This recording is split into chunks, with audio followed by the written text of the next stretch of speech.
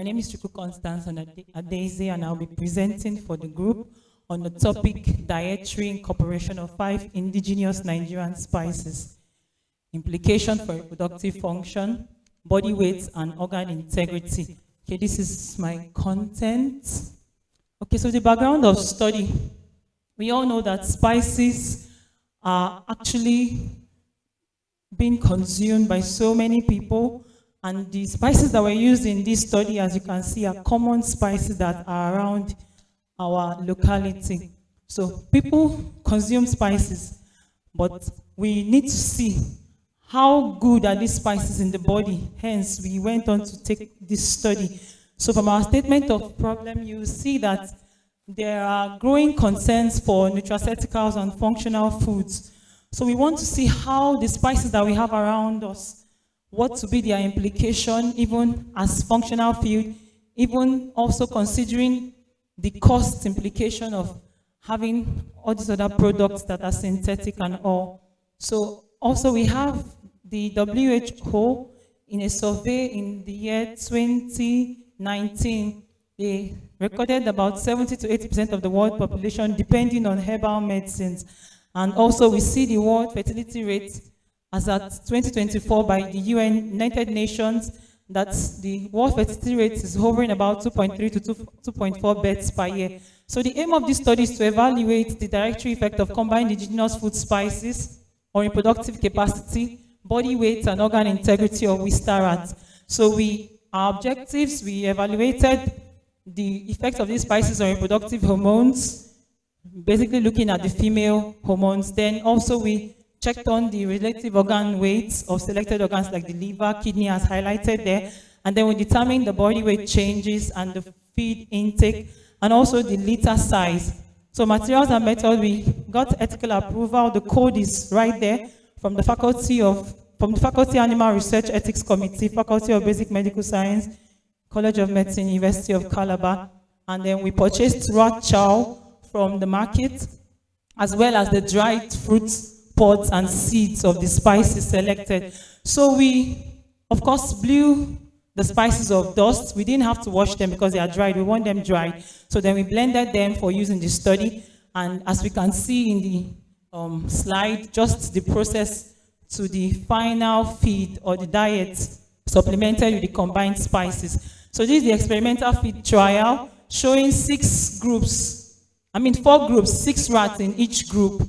So the feeding schedule is also seen just there, 99% of the rat chow, and then the 1% of the combined spices, and it followed.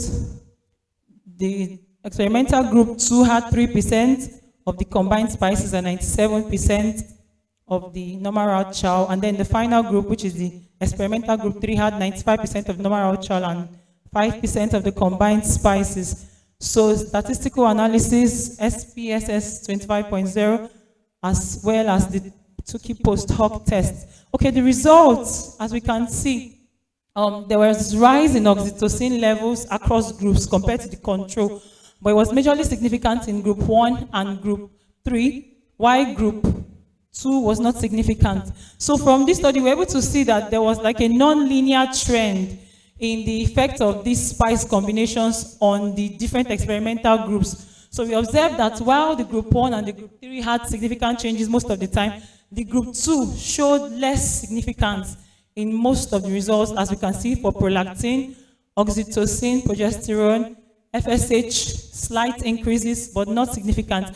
And then for the relative organ weight, we know that this is used to assess toxicity. So we found out that these spices, the combined spices, did not give any over-toxicity to these organs, as we can see, the major organs, though there was a slight increase in the kidney weight of the group 2 that I have been talking about. So, and we find that significant. So we want to see whether there is a physiological variation that might have caused that. So then for the body weight changes, we observed that group 3 had the highest feed intake, but yet gained the less weight, while the the control group had the least feed intake. That's to show that these spices, of course, it stimulated their appetite, Okay, then for the liter sizes, the control group had 21 liters, the group 1 had just 1 liter, group 2 had no liters, and group 3 had 6 liters. So we can say that the findings highlighted the Dietary Incorporation to increase appetite, yet with weight loss, and then it showed no adverse effect on the organ integrity, but may affect the reproductive capacity of the animals in a non-linear trend consistent with hormetic effect. So we have some recommendations here that the process of making this diet can be standardized, and then we can also go further to check the hormonal changes at intervals during the experiment, which would require a larger sample size. So my references, thank you very much for listening.